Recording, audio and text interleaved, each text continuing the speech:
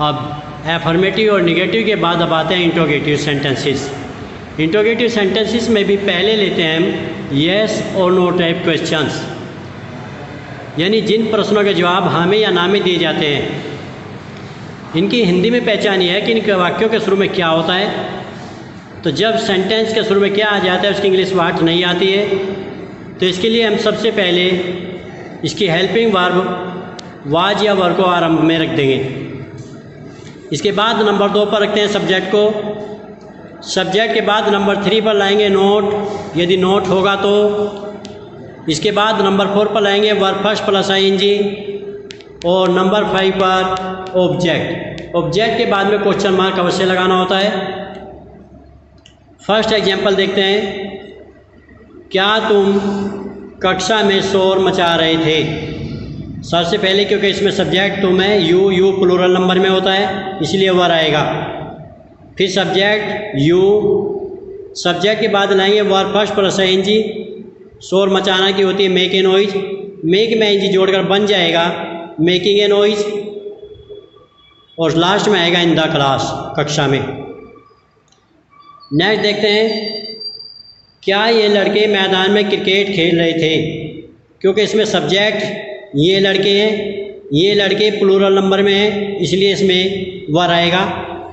Were these boys, subject है these boys. These boys के बाद आएगा वर्ब फर्स्ट में आईएनजी, तो प्लेइंग आया। खेल रहे थे, क्या खेल रहे थे, यानी वो हुआ ऑब्जेक्ट। तो खेल रहे थे क्रिकेट, तो क्रिकेट की इंग्लिश ऑब्जेक्ट के नंबर पे आएगी, वह यानी वर्ब के बाद क्रिकेट आ चुका। अब कहाँ खेल रहे थे उसकी इंग्लिश सबसे लास्ट में, तो मैदान में खेल रहे थे तो उसकी अंग्रेजी होगी इन द फील्ड। तो हमारा कंप्लीट सेंटेंस बन जाता है were these boys playing cricket in the field.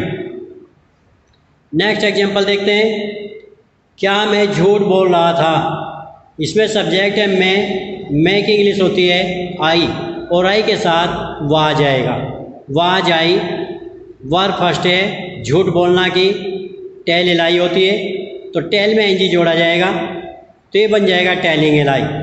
तो हमारा कंप्लीट सेंटेंस बन जाता है was I telling ally. WH type questions, इन्हें हम डबल इंट्रोगेटिव भी कह सकते हैं,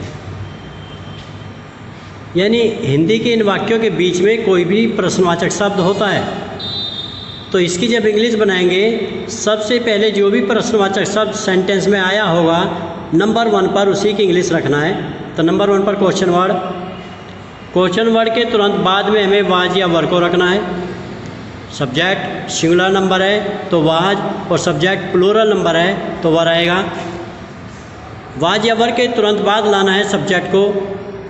सब्जेक्ट के बाद लाएंगे नोट, यदि नहीं शब्द हो तो नोट आएगा, अन्यथा नोट नहीं आएगा।